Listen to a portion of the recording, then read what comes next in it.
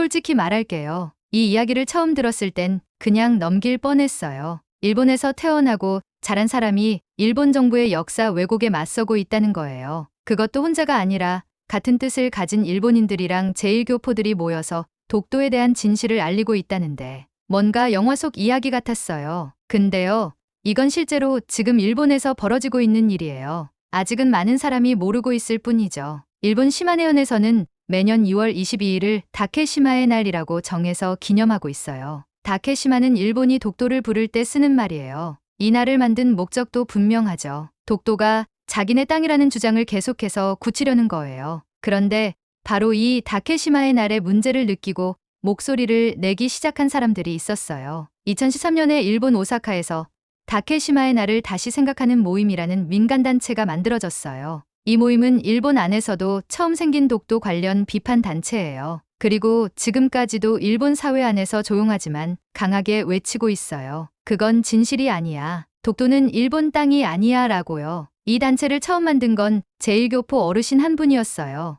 윤영아 씨라고 그땐 나이가 90 가까이 되셨는데도 혼자서 준비하시면서 사람들을 찾아다녔다고 해요. 처음엔 도움받기가 어려웠대요. 다들 조심스러워하니까요. 그러다 민단과 몇몇 학자들이 뜻을 함께하게 됐고 점점 사람들이 모이기 시작했어요. 그게 이 모임의 시작이에요. 지금은 회원 수가 200명을 넘었어요. 그중 절반은 일본인이고 나머지는 제1동포예요. 일본에서 이런 구성은 정말 보기 드문 일이에요. 민감한 주제잖아요. 특히 일본에서는 독도 문제를 이야기하는 것 자체가 굉장히 조심스러운 일이에요. 잘못하면 주변 시선이 부담스러울 수 있고 실제로 반발도 많거든요. 모임에서 활동하는 사람들의 사연을 들어보면 진짜 뭉클해요. 어떤 일본인 활동가는 처음엔 독도가 일본 땅인 줄로만 알았대요. 그렇게 교육받았으니까요. 그런데 이 모임에 와서 역사 자료를 접하고 공부하면서 생각이 달라졌다고 해요. 처음엔 그냥 도와줄 생각으로 몇 번 참석했는데 어느 순간 본인의 생각도 완전히 바뀌어버린 거예요.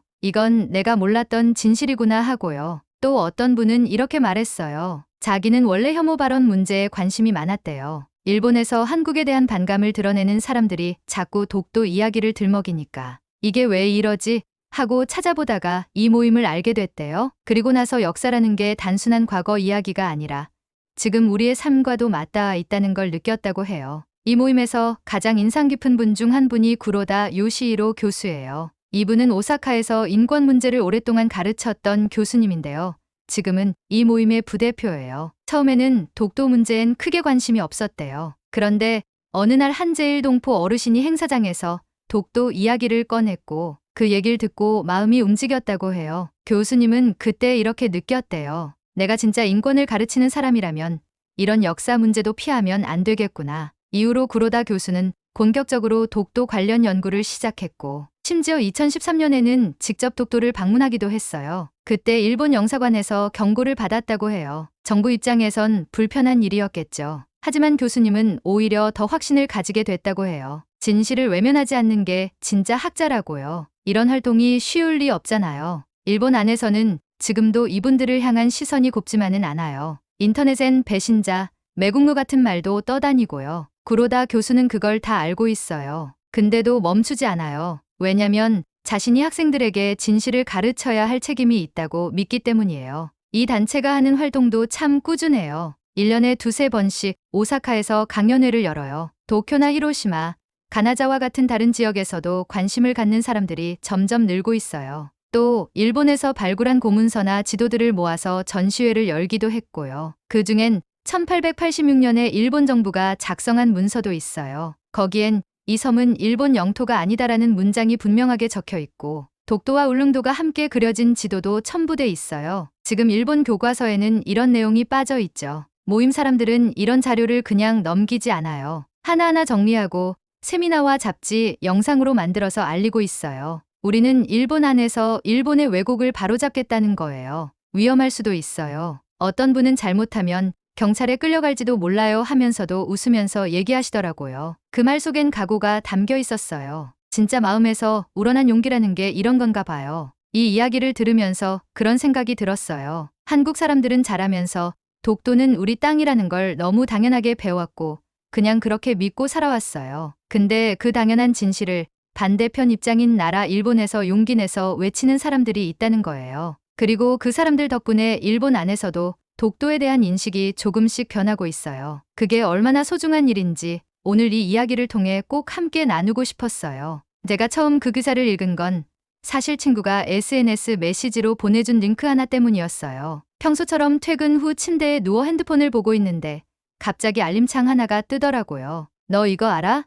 일본에 이런 사람들이 있대. 링크를 열어보니까 제목이 이랬어요. 일본에선 매국노, 한국에선 양심학자라 불리는 사람들이라는 문장이 눈에 들어왔고 바로 밑에선 독도 문제를 다룬 모임 이야기가 나오더라고요. 처음엔 그냥 또 하나의 평범한 기사겠거니 싶었죠. 근데 그 내용을 읽으면서 점점 자세를 고쳐 앉게 됐어요. 아, 이건 뭔가 다르다 싶더라고요. 사실 저는 미국에 살고 있고 역사를 좋아하는 사람입니다. 그러다 보니 세계 곳곳에서 벌어지는 민감한 역사 문제에 늘 관심이 많아요. 근데 독도 문제는 솔직히 말해서 그날 처음 제대로 본 거였어요. 평소에 동아시아 정치나 영토 분쟁 관련 기사를 접하긴 했지만 이 정도로 구체적인 사례는 처음이었죠. 특히 일본인들이 자기 정부의 입장에 반대하며 독도가 한국 땅이라고 주장하고 있다는 건 충격이었어요. 일본에선 그런 말만 해도 욕먹는 분위기라고 들었거든요. 더 알고 싶어졌어요. 그래서 바로 자료를 찾기 시작했어요. 일본 시마네현이 왜 다케시마의 날을 만들었는지, 독도를 둘러싼 양국의 주장 차이는 뭔지, 그리고 한국에선 이 문제를 어떻게 바라보는지요. 하나씩 읽어나가다 보니 제 머릿속이 혼란스러워졌어요. 우리가 학교에서 배운 내용과는 너무 달랐거든요. 제가 다녔던 고등학교나 대학교에선 독도라는 이름조차 들어본 적이 없어요. 그냥 일본과 한국 사이에 섬 하나를 두고 분쟁이 있다 정도로만 배웠을 뿐이었죠. 그런데 이 기사를 계기로 독도에 관심을 갖고 자료를 찾아보면 볼수록 이건 단순한 땅 싸움이 아니라는 걸 느꼈어요. 오히려 역사와 주권, 교육, 그리고 민족의 정체성까지 걸려있는 문제였어요. 특히 일본에서 진실을 외치는 사람들이 얼마나 외롭고 힘든 싸움을 하고 있는지 알고 나니 그걸 그대로 넘길 수 없었어요. 결국 저는 결심했어요. 이 이야기를 직접 눈으로 보고 사람들의 목소리를 직접 들어야겠다고요. 그래서 한국으로 향하는 비행기 티켓을 끊었어요. 한국에 도착하자마자 가장 먼저 한 건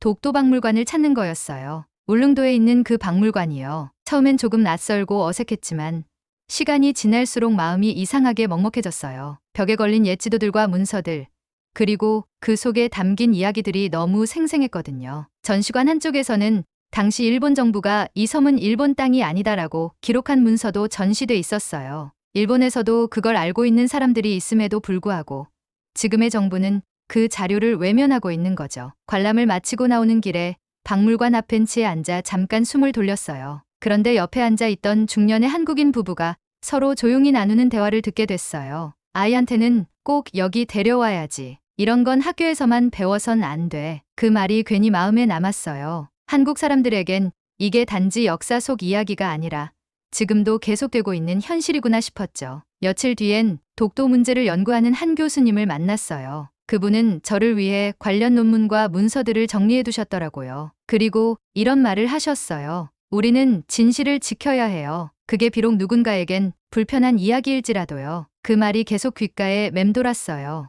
또 다른 날엔 홍대 근처에서 대학생들을 인터뷰했어요. 그중 한 학생은 이렇게 말했어요. 독도는요, 우리가 지켜야 하는 자존심이에요. 역사 문제에 무지한 건 무기가 아니라 위험이에요. 그 얘기를 들으면서 느꼈어요. 한국에선 이 문제가 단순한 지식이 아니라 마음과 연결돼 있다는 걸요. 어린아이부터 어른까지 독도에 대해 자신만의 생각과 감정을 갖고 있는 나라. 그게 바로 한국이었어요. 이렇게 며칠을 보내며 저는 점점 관찰자가 아닌 공감자가 되어가고 있었어요. 그냥 남의 이야기를 기록하겠다는 마음으로 시작했는데 어느새 제 마음 한편에서 감정이 요동치고 있었어요. 그때 문득 이런 생각이 들었어요. 일본에서 그 진실을 말하던 학자들이 얼마나 외로웠을까? 얼마나 많은 순간 포기하고 싶었을까? 그런데도 왜 그들이 멈추지 않았는지 한국에 와서야 진짜 알게 된 것 같았어요. 일본행 비행기를 탄 건 울릉도에서 돌아온 바로 다음 날이었어요. 마음이 바빴거든요. 한국에서 느꼈던 그 감정들을 더 뜨거워지기 전에 꼭 확인하고 싶었어요. 다케시마의 날을 다시 생각하는 모임 그 사람들은 지금 일본 안에서 어떻게 지내고 있을까?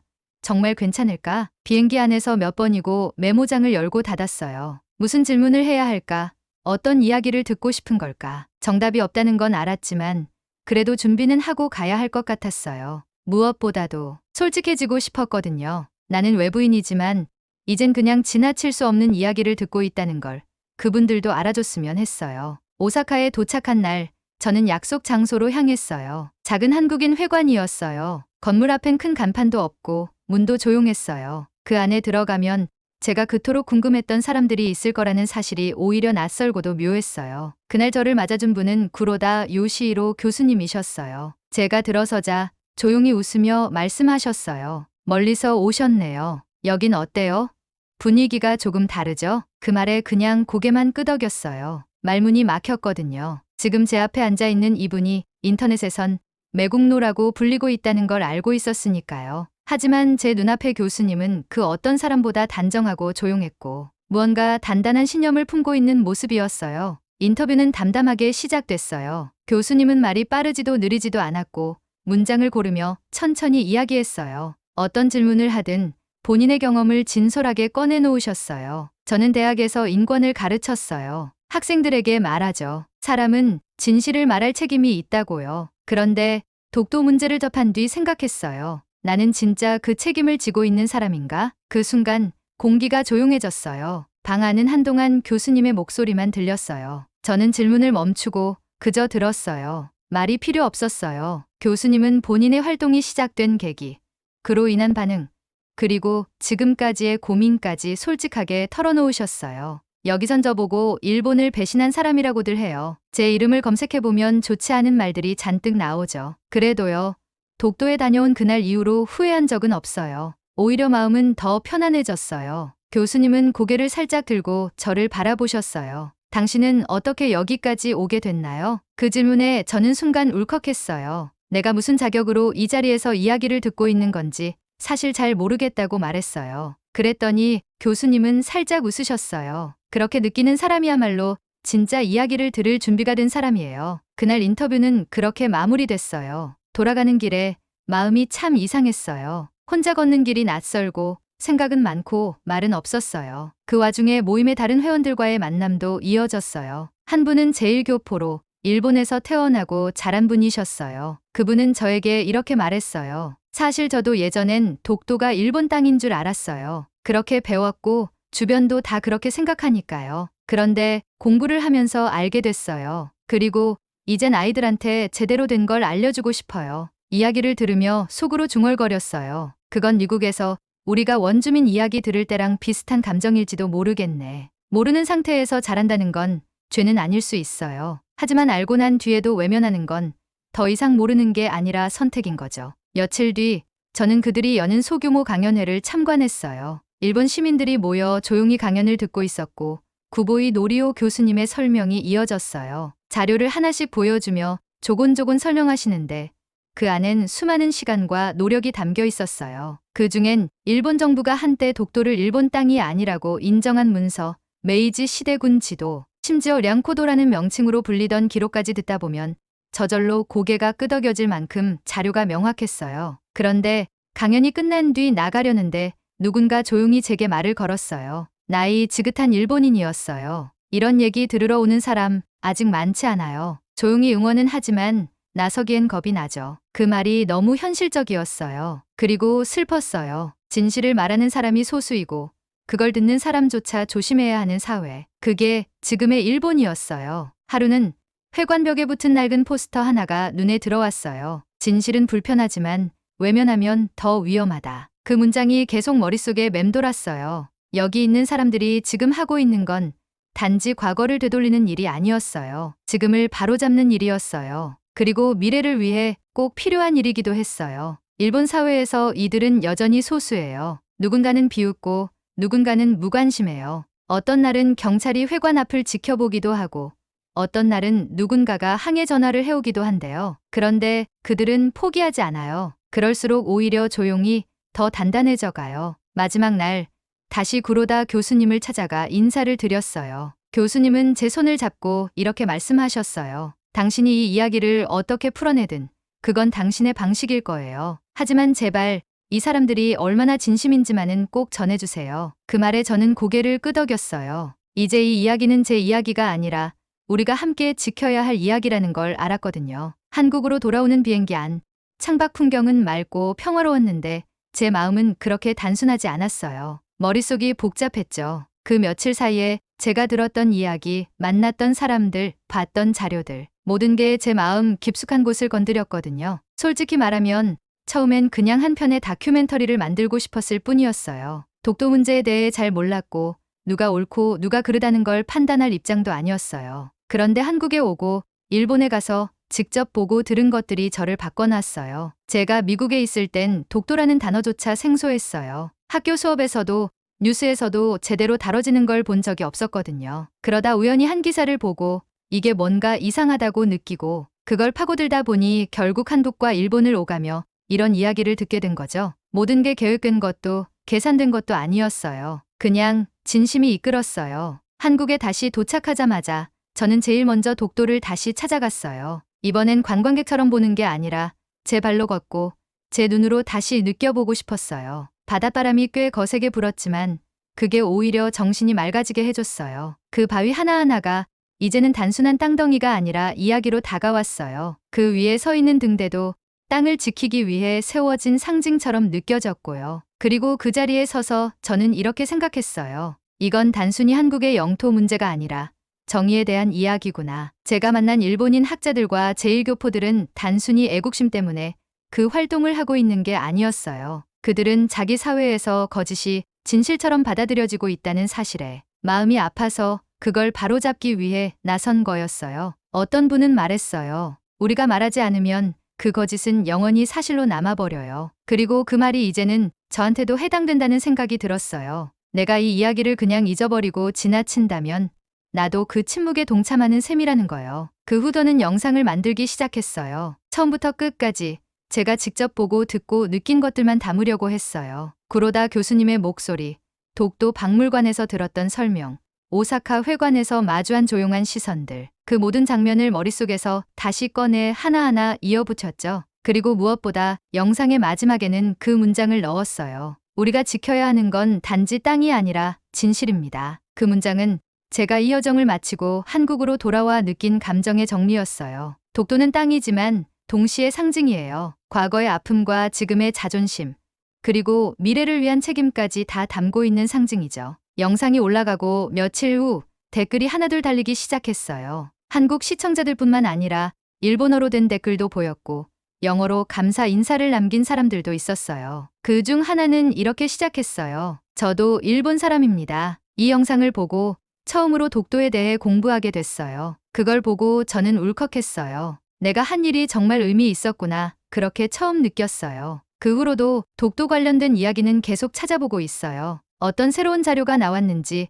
일본과 한국의 교육에서 어떻게 다뤄지고 있는지 관심을 멈출 수가 없어요. 단순한 뉴스가 아니라 내 삶의 일부처럼 느껴지거든요. 어느 날 다시 구로다 교수님께 메일을 드렸어요. 제 영상 링크를 함께 보내면서 이 이야기를 세상에 조금이나마 전달할 수 있어 감사하다고 말했죠. 그리고 며칠 뒤 교수님이 이렇게 답장을 주셨어요. 진실을 향한 여정은 늘 외로운 길이지만 함께 걷는 사람이 생길 때 우리는 힘을 얻습니다. 당신의 발걸음에 진심으로 감사드립니다. 그 문장을 읽는데 눈물이 핑 돌더라고요. 그리고 다시 생각했어요. 이 이야기를 더 많은 사람들에게 들려줘야겠다고요. 누군가는 독도를 지도에서 한 번도 본 적이 없을 수도 있어요. 누군가는 그게 왜 중요한지 이해하지 못할 수도 있고요. 하지만 그 누군가가 단 한 명이라도 이 이야기를 듣고 다시 생각해 본다면 그건 엄청난 변화의 시작일지도 모르니까요. 지금도 일본 안에선 많은 사람들이 침묵하고 있어요. 어떤 건 무관심이고 어떤 건 두려움이에요. 그 마음도 이해해요. 하지만 저는 이제 알고 있어요. 그 침묵을 깨는 사람이 있어야 한다는 걸요. 한국에서, 일본에서, 그리고 제3국에서라도요. 그래서 지금 이렇게 말하고 싶어요. 당신이 어디에 있든 이 이야기를 들었다면 그냥 넘기지 말아주세요. 우리가 지켜야 할 건 단순한 섬 하나가 아니라 우리가 믿는 정의와 진실이에요. 그리고 혹시나 주변에 들려줄 만한 이야기가 있다면 저에게 알려주세요. 세상에 알릴 수 있도록 함께 나누고 기록하고 싶어요. 우리 모두가 진실의 증인이 될 수 있다면 그건 세상을 조금 더 나은 방향으로 이끄는 시작이 될 테니까요. 탁구장에서 수천 번의 경기를 봐왔지만 지금 제 눈앞에서 벌어지는 경기는 뭔가 달랐습니다. 저는 WTT 챔피언스 프랑크푸르트 대회에 독일 선수들의 컨디션을 점검하러 왔습니다. 이곳은 세계 정상급 선수들이 모여 자웅을 겨루는 무대였습니다. 유럽과 아시아의 강자들이 격돌하고 미국과 남미에서도 수준 높은 선수들이 참가하는 권위 있는 대회였죠.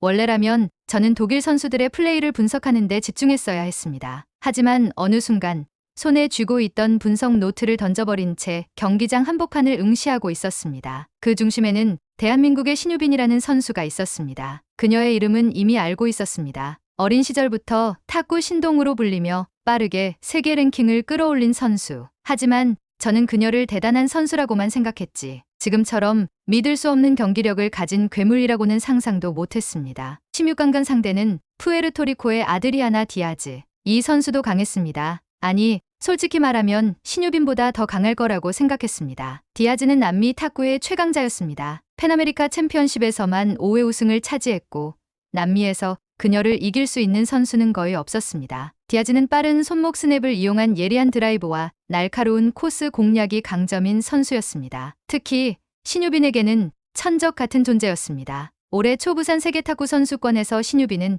디아즈에게 0대 3완패를 당했습니다. 완전히 밀린 경기였죠. 그리고 오늘 다시 마주했습니다. 대부분의 전문가들은 이번 경기에서도 디아즈가 유리할 것이라고 예측했습니다. 신유빈이 최근 기량이 상승했다는 평가를 받긴 했지만 디아즈는 여전히 까다로운 상대였습니다. 저 역시 그렇게 생각했습니다. 하지만 경기가 시작되자 제 예상이 완전히 빗나갔다는 것을 깨닫게 되었습니다. 1세트가 시작되었고 저는 긴장된 마음으로 경기를 지켜봤습니다. 그런데 놀라운 일이 벌어졌습니다. 신유빈이 초반부터 디아즈를 강하게 몰아붙였습니다. 11대 7점. 신유빈이 첫 세트를 가져갔습니다. 디아즈의 서브를 강하게 받아넘기며 빠른 백핸드 랠리를 펼쳤습니다. 기존의 신유빈이라면 강한 상대를 만나면 수세적인 경기 운영을 했을 텐데 오늘은 완전히 달랐습니다. 이건 예상 밖인데 저는 자기도 모르게 혼잣말을 했습니다. 신유빈이 단순히 운이 좋아서 이긴 것이 아니었습니다. 그녀는 한층 더 성장한 모습이었습니다. 기존에는 수비적으로 플레이하며 상대의 실수를 유도하는 경향이 강했지만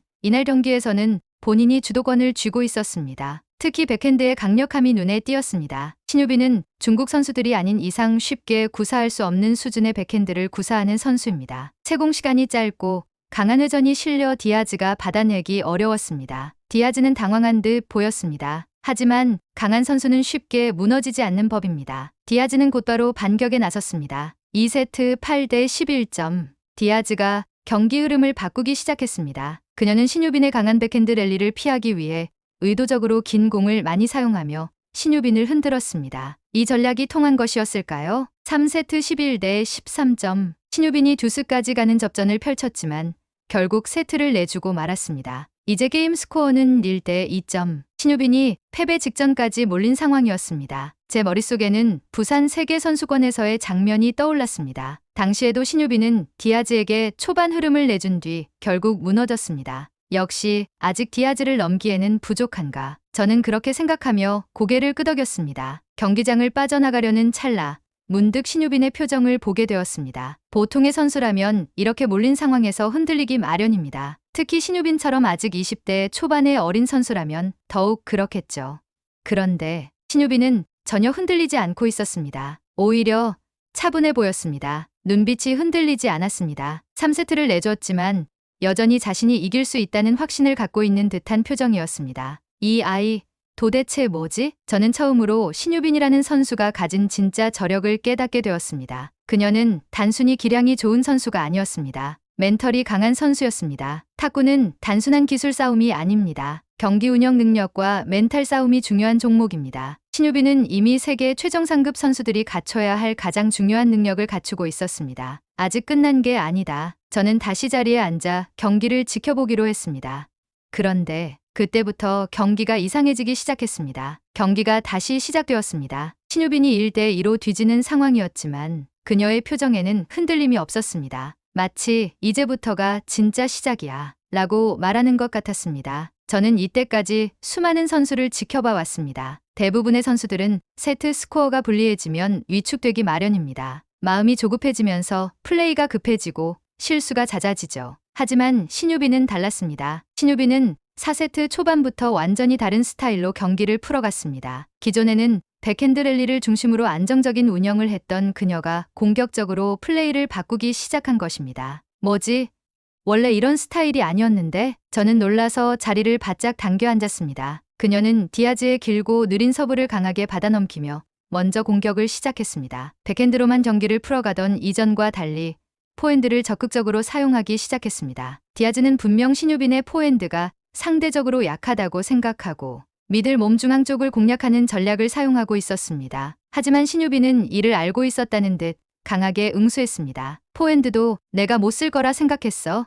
아니야. 오늘은 다를 거야. 라고 말하는 듯한 플레이였습니다. 디아즈는 당황하기 시작했습니다. 그녀는 신유빈이 백핸드 위주의 선수라는 점을 잘 알고 있었고 철저하게 백핸드를 피하는 전략을 써왔습니다. 하지만 신유빈이 포핸드까지 과감하게 사용하자 계획이 완전히 어그러진 것이었죠. 그리고 신유빈은 한 단계 더 나아갔습니다. 단순히 포핸드로 공격을 하는 것이 아니라 디아즈의 리듬 자체를 깨뜨리는 플레이를 하기 시작했습니다. 신유빈의 플레이 스타일은 원래 안정성이 강점입니다. 수비와 연결이 뛰어나며 상대의 실수를 유도하는 방식으로 경기를 운영하죠. 하지만 이번 4세트에서 그녀는 완전히 다른 모습을 보여주었습니다. 단순히 수비적인 플레이가 아니라 적극적인 서브, 리턴과 강한 공격으로 상대를 몰아붙이는 전술을 사용한 것입니다. 디아즈는 당황한 기색이 역력했습니다. 이건 예상하지 못했어. 그녀의 표정이 그렇게 말하는 듯 보였습니다. 신유빈은 전보다 더 짧은 공을 사용하며 디아즈를 네트 앞으로 끌어냈습니다. 그리고 디아즈가 앞으로 나온 순간 길고 빠른 공을 보내며 강한 공격을 퍼부었습니다. 디아즈는 계속해서 자세가 무너지기 시작했습니다. 제가 보기에 신유빈은 단순히 기술을 쓰는 것이 아니라 심리전까지 활용하고 있었습니다. 이제 디아즈는 흔들리고 있었습니다. 경기는 빠르게 진행되었고 신유빈이 11대 8로 4세트를 따냈습니다. 이제 게임 스코어는 2대 2 원점으로 돌아왔습니다. 경기장은 뜨거워졌습니다. 이게 가능하다고? 관중들은 물론 미국 중계진도 흥분을 감추지 못했습니다. 해설자는 이건 정말 대단합니다. 신유빈이 완전히 다른 선수로 변했습니다. 라고 외쳤습니다. 저 역시 입을 다물 수 없었습니다. 이제 남은 건 단 한 세트, 운명의 5세트였습니다. 5세트가 시작되었습니다. 이제 두 선수 모두 물러설 곳이 없었습니다. 디아즈 역시 4세트를 내준 후 다시 정신을 가다듬은 듯 보였습니다. 5세트 초반 두 선수는 숨막히는 랠리를 이어갔습니다. 공이 테이블을 오가는 속도가 점점 빨라졌고 19, 29, 39 랠리가 계속 이어졌습니다. 저는 숨을 죽이고 경기를 지켜보았습니다. 이건 정신력 싸움이다. 누가 더 집중력을 잃지 않느냐가 관건이었습니다. 하지만 여기서도 저는 신유빈의 진짜 강점을 보게 되었습니다. 5세트 중반, 점수는 9대 9점. 경기는 극한으로 치닫고 있었습니다. 그런데 이 중요한 순간에서도 신유빈은 미소를 짓고 있었습니다. 저 상황에서 웃는다고? 저는 믿을 수 없었습니다. 대부분의 선수들은 긴장감에 얼굴이 굳어지지만 신유빈은 마치 이 순간을 즐기는 듯 보였습니다. 그리고 이어진 랠리에서 디아즈의 백핸드 실수, 10대 9 신유빈이 매치 포인트를 잡았습니다. 관중석에서 함성이 터져나왔습니다.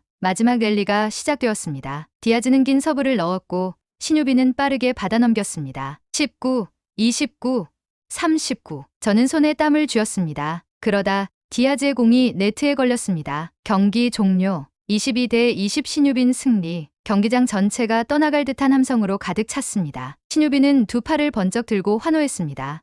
그리고 그녀의 깜찍한 윙크 세리머니. 관중들은 더 열광했습니다. 저는 자리에서 일어나 박수를 보냈습니다. 이 아이는 단순한 신동이 아니다. 세계 최정 상급 선수로 성장했다. 이 경기는 앞으로도 오랫동안 회자될 것입니다. 100년에 한 번 나올까 말까 한 역전극. 이제 저는 확신할 수 있었습니다. 신유빈은 단순한 유망주가 아니라 한국 탁구의 미래다. 경기가 끝난 후에도 저는 한동안 자리에서 일어나지 못했습니다. 22대 20점. 탁구 역사상 이렇게 치열한 마지막 세트가 또 있었을까요? 승리를 확정하는 순간 신유빈은 두 팔을 번쩍 들어 올렸고 곧바로 특유의 깜찍한 윙크 세리머니를 선보였습니다. 그 모습에 경기장을 가득 채운 관중들은 다시 한번 열광했습니다. 솔직히 말하면 경기 전까지만 해도 저는 신유빈을 높이 평가하지 않았습니다. 물론 뛰어난 선수라는 것은 알고 있었습니다. 그러나 그녀가 오늘 보여준 집념, 경기 운영 능력, 멘탈, 그리고 한계를 돌파하는 능력은 제가 상상했던 수준을 훨씬 뛰어넘었습니다. 제가 신유빈을 과소평가했던 것이 부끄러웠습니다. 미국 중계진도 계속해서 감탄사를 연발했습니다. 정말 믿을 수 없는 일이 벌어졌습니다. 신유빈이 테이블 역사의 한 페이지를 새겼습니다. 하지만 이 감동적인 순간을 곱씹던 중 문득 떠오른 생각이 있었습니다. 신유빈이 정말 여기까지 오기까지 얼마나 많은 시련을 견뎌왔을까? 저는 코치로서 많은 선수를 지켜봐 왔습니다. 선수들은 보통 천부적인 재능을 가졌거나 어릴 때부터 강도 높은 훈련을 통해 실력을 쌓아갑니다. 신유빈은 후자였습니다. 그녀는 단순한 천재가 아니라 엄청난 노력으로 정상에 올라선 선수였습니다. 그녀의 백핸드. 오늘 경기에서 디아즈조차 압도당했던 그 무시무시한 백핸드는 하루아침에 완성된 것이 아닙니다. 수없이 많은 연습과 실패, 그리고 보완의 과정을 거쳐 만들어졌겠지요. 저는 경기 중간 그녀의 플레이 스타일을 유심히 분석했습니다. 그리고 그녀가 완벽한 육각형 선수로 진화하고 있다는 사실을 깨달았습니다. 한국에서도 신유빈은 오랫동안 백핸드 중심의 안정적인 선수로 평가받아 왔습니다. 하지만 오늘 경기에서는 백핸드뿐만 아니라 서브 리턴, 경기 운영 능력, 심리전, 포핸드까지 모든 것이 업그레이드된 모습을 보였습니다. 무엇보다 인상적이었던 것은 그녀가 자신의 약점을 인정하고 그것을 보완해왔다는 점이었습니다. 과거 신유빈은 포핸드가 강하지 않다는 평가를 받았습니다. 상대 선수들은 이를 노리고 백핸드를 피하며 미들몸 중앙을 집중 공략했습니다. 하지만 오늘 경기에서 그녀는 포핸드 드라이브를 과감히 활용하며 공격적인 경기 운영을 보여주었습니다. 그 순간 저는 깨달았습니다. 이 선수는 단순히 재능 있는 선수가 아니다. 성장하는 선수다. 정체되지 않고 끊임없이 발전하는 선수. 그렇기 때문에 그녀는 오늘처럼 패배 직전까지 몰린 순간에도 포기하지 않고 새로운 전략을 시도할 수 있었던 것이었습니다. 솔직히 저는 신유빈이 한국에서 짊어진 기대와 부담감이 어느 정도인지 잘 모릅니다. 하지만 한 가지는 확실히 알 수 있었습니다. 그녀가 이 경기에 모든 것을 걸었다는 것. 단순히 WTT 챔피언스 8강 진출을 위한 경기가 아니었습니다. 지난 부산 세계선수권에서 0대3으로 완패했던 디아즈에게 반드시 서력해야 하는 경기였고 자신이 얼마나 성장했는지를 증명해야 하는 경기였습니다. 그리고 그녀는 해냈습니다. 이 순간만큼은 한국 팬들도 전 세계 탁구 팬들도 모두 신유빈을 주목할 것입니다. 이제 그녀의 이름이 세계 탁구 역사에 더 깊이 새겨질 것이라는 확신이 들었습니다. 신유빈이 환호하는 동안 저는 자연스럽게 디아즈의 표정을 살폈습니다. 디아즈의 얼굴에는 아쉬움이 가득했습니다. 그녀는 마지막 세트에서 여러 번 매치 포인트를 잡았고 이길 수 있는 기회가 있었습니다. 하지만 신유빈은 끝까지 버티며 역전승을 거두었습니다. 그럼에도 불구하고 디아즈는 신유빈에게 다가가 손을 내밀었습니다. 두 선수는 짧게 포옹을 나누었고 디아즈는 신유빈의 등을 두드리며 축하해 주었습니다. 이 장면이야말로 스포츠 정신이 아닐까. 저는 감동을 느꼈습니다. 경쟁은 치열했지만 결국 서로를 존중하는 마음이 남았습니다. 저는 독일 대표팀 코치이지만 오늘 경기에서 한 가지 중요한 교훈을 얻었습니다. 탁구는 단순히 실력으로만 하는 스포츠가 아니다. 경기 운영 능력과 멘탈, 그리고 끝까지 포기하지 않는 정신이 승리를 결정한다. 신유빈이 보여준 경기력은 단순한 기술적인 향상이 아니라 선수로서의 성장, 그 자체였습니다. 그리고 저는 한 가지 더 깨달았습니다. 한국 탁구의 미래가 밝다는 것. 중국과 일본이 압도적인 기량을 자랑하는 세계. 탁구 무대에서 한국은 언제나 강팀이었지만 절대 강자는 아니었습니다. 하지만 신유빈 같은 선수가 계속 성장한다면 한국은 다시 한번 세계 탁구의 중심에 설 수도 있을 것입니다. 저는 자리에서 일어나며 이렇게 생각했습니다. 앞으로 몇 년 후 신유빈은 더 강해질 것이다. 그리고 언젠가는 세계 1위도 가능할 것이다. 그녀는 오늘 경기로 증명했습니다. 탁구는 단순한 기술 싸움이 아니라 끝까지 버티고 싸우는 사람의 것이라는 사실을. 경기가 끝난 후 경기장은 한동안 흥분이 가라앉지 않았습니다. 신유빈의 극적인 승리는 단순한 경기 이상의 의미를 가지고 있었습니다. 단순한 16강전이 아니었습니다. 이 경기는 탁구 역사에 길이 남을 명승부였습니다. 그녀는 불가능해 보였던 경기를 뒤집었고 경기 내내 위축되지 않고 자신의 플레이를 밀어붙이며 극적인 승리를 쟁취했습니다. 하지만 진짜 감동은 경기 이후에 있었습니다. 신유빈이 코칭 스태프와 포옹을 나누고 팬들에게 손을 흔들며 감사의 인사를 전하는 모습이었죠. 그녀의 표정에는 환희와 안도, 그리고 결연한 의지가 동시에 담겨 있었습니다. 이 순간 저는 확신했습니다. 이 아이는 한국 탁구를 넘어 세계 탁구의 흐름을 바꿀 것이다. 관중석에서는 여러 국적의 팬들이 그녀의 이름을 연호했습니다. 한국에서 온 팬들뿐만 아니라 유럽과 미국에서 온 팬들도 유빈을 외치고 있었습니다. 탁구라는 스포츠에서 한국 선수가 이렇게 큰 주목을 받는 것은 드문 일이었습니다. 지금까지 세계 탁구는 중국과 일본에 동무되었습니다. 한국은 항상 강한 선수들을 배출해 왔지만 세계 1위를 장기간 지배하는 선수를 내는 것은 어려운 일이었습니다. 하지만 오늘 신유빈이 보여준 경기력은 그녀가 그 벽을 깨뜨릴 선수일지도 모른다는 희망을 갖게 했습니다. 어쩌면 한국 탁구가 새로운 전성기를 맞이할 수도 있겠어. 저는 그렇게 생각하며 다시 한번 그녀의 모습을 지켜보았습니다. 미국 ESPN 중계진은 여전히 경기에 대한 열띤 토론을 벌이고 있었습니다. 우리가 오늘 본 건 단순한 경기 그 이상이었다. 신유빈이라는 이름을 이제 전 세계가 기억하게 될 것이다. 그리고 미국의 한 해설자는 이렇게 말했습니다. 신유빈은 우리가 알고 있던 한국 탁구 선수들과 다르다. 그녀는 끈질기고 영리하며 변화를 두려워하지 않는다. 이 선수는 확실히 특별하다. 이 말을 들으며 저는 고개를 끄덕였습니다. 저 역시도 같은 생각이었습니다. 오늘 신유빈은 단순히 경기를 이긴 것이 아니었습니다. 그녀는 전 세계 탁구 팬들에게 강렬한 인상을 남겼고 한국 탁구의 미래를 새롭게 정의하고 있었습니다. 경기가 끝난 후 디아즈는 아쉬운 표정을 감추지 못했습니다. 그녀는 충분히 이길 수 있는 경기였습니다. 하지만 결국 신유빈에게 패하고 말았습니다. 그럼에도 불구하고 그녀는 패배를 인정하고 신유빈에게 다가가 손을 내밀었습니다. 신유빈은 환한 미소로 그 손을 잡았습니다. 두 선수는 짧은 대화를 나누었습니다. 유빈 오늘 정말 대단했어. 내가 이렇게 성장했을 줄은 몰랐어. 나도 내가 너무 강해서 힘들었어. 다음에 다시 만나자. 그래, 다음에는 내가 꼭 이길 거야. 하지만 오늘은 너의 날이야. 그 순간 저는 스포츠가 단순한 경쟁을 넘어 선수들 간의 존중과 성장의 장이라는 것을 다시금 깨달았습니다. 탁구는 단순한 승패의 게임이 아닙니다. 선수들은 서로를 성장시키며 끊임없이 새로운 벽을 넘는 존재들이었습니다. 그리고 신유빈은 오늘 그 벽을 뛰어넘었습니다. 저는 독일 대표팀의 코치로서 수많은 선수들을 지켜봤습니다. 탁구 선수들에게는 각자 다른 스타일이 있습니다.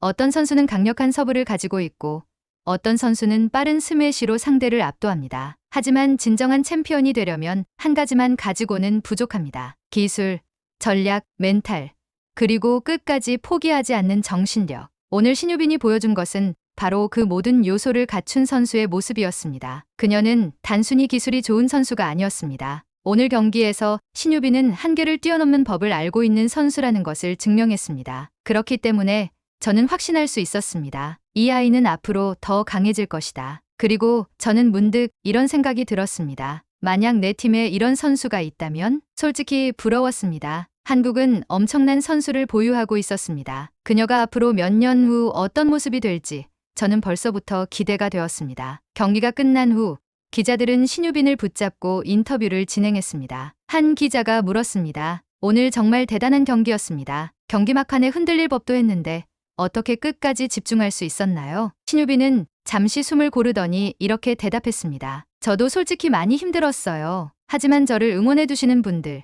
그리고 저를 믿어주시는 코치님들이 계시니까 끝까지 포기할 수 없었어요. 그리고 이어서 그녀는 이렇게 말했습니다. 아직 가야 할 길이 멀다고 생각해요. 저는 아직 더 성장해야 해요. 저는 그 말을 듣고 다시 한번 감탄했습니다. 보통 이런 극적인 경기를 승리한 선수라면 자신을 자랑할 법도 했습니다. 하지만 신유빈은 그렇지 않았습니다. 그녀는 자신이 아직 더 성장해야 한다고 말했습니다. 그 순간 저는 확신했습니다. 이 아이는 앞으로 더 높은 곳까지 올라갈 것이다. 하지만 제가 신유빈에게서 진정으로 감동을 받은 순간은 경기장에서가 아니었습니다. 며칠 전 저는 한국 스포츠 뉴스에서 한 기사를 보게 되었습니다. 파리 올림픽 대회 끝난 지 3일 만에 신유빈, 정말 큰 결단을 내렸다. 신유빈이 소아청소년 환자들을 위해 1억 원을 기부했다는 기사였습니다. 저는 순간적으로 믿기지 않았습니다. 세계적인 선수가 된 후에도 그녀는 단순히 경기장에서 승리를 쌓아가는 것에만 집중하는 것이 아니었습니다. 자신이 받은 사랑을 세상에 다시 돌려주고 있었습니다. 기사에 따르면 신유빈은 대회를 마치고 불과 3일 만에 성빈센트 병원을 찾아 의료비 후원금 1억 원을 직접 전달했다고 했습니다. 그것도 단순한 기업 후원이 아니라 본인의 광고 모델료 중 일부를 기부한 것이었습니다. 내가 받은 사랑을 더 많은 사람들에게 돌려주고 싶어요. 그녀는 이렇게 말했습니다. 저는 이 기사를 읽으며 깨달았습니다. 이 아이는 단순한 챔피언이 아니다. 그녀는 진정한 리더다. 탁구를 넘어 세상을 바꾸다. 기사에 따르면 신유빈의 기부는 이번이 처음이 아니었습니다. 2022년에도 같은 병원에 1,000만 원을 기부하며 소아 환자들의 치료를 도왔고 생애 첫 월급으로 보육원 아이들에게 운동화를 선물했으며 초등탁구연맹 초등학생 선수들에게 해외 전지훈련비와 경기력 향상금을 지원, 한국여성탁구연맹에도 탁구용품과 후원금 기부, 부산광역시 탁구협회에 유소년 탁구 장학금 전달, 아주대병원을 통해 소아청소년 환아들의 의료비 후원, 사랑의 열매를 통해 독거노인과 어려운 이웃을 위한 맞춤 돌봄 기부, 월드비전을 통해 생리빈곤에 처한 여성 청소년들에게 위생키트 지원, 쌀 소비 감소로 어려움을 겪는 농업인과 이웃을 위해 햅쌀 기부 등. 이건 단순한 기부가 아니었습니다. 스포츠 스타로서 자신이 해야 할 역할을 정확히 이해하고 그것을 행동으로 실천하는 모습이었습니다. 그녀는 경기에서뿐만 아니라 삶에서도 승리하는 선수였습니다. 그 순간 저는 제 자신을 돌아보게 되었습니다. 나는 지도자로서 선수들에게 단순히 기술을 가르치는 데만 집중하고 있지 않았을까? 나는 지금까지 제자들에게 탁구 선수로서의 삶만 강조했지. 한 사람으로서의 삶에 대해서는 얼마나 이야기해 왔던가? 신유빈의 행보를 보며 저는 지도자로서의 철학을 다시 한번 고민하게 되었습니다. 이 아이는 한국 스포츠를 넘어 세계 스포츠의 미래다. 탁구는 한국에서 인기 스포츠가 아닙니다. 한때 유남규, 현정화 같은 전설적인 선수가 등장하며 국민적인 관심을 받았지만 점점 프로 리그가 축소되고 팬층도 줄어들었습니다. 하지만 신유빈은 그런 흐름을 다시 바꾸고 있었습니다. 그녀의 경기 하나가 사람들을 열광하게 만들고 다시 탁구를 보게 만들고 아이들에게 꿈을 심어주고 있었습니다. 그녀는 단순한 선수 이상의 존재였습니다. 신유빈이라는 이름이 한국 스포츠의 새 시대를 열 것이다. 여러분 오늘 이야기 어떠셨나요? 마음에 드셨다면 좋아요와 구독 부탁드립니다. 여러분의 응원이 영상 제작에 큰 도움이 됩니다. 감사합니다.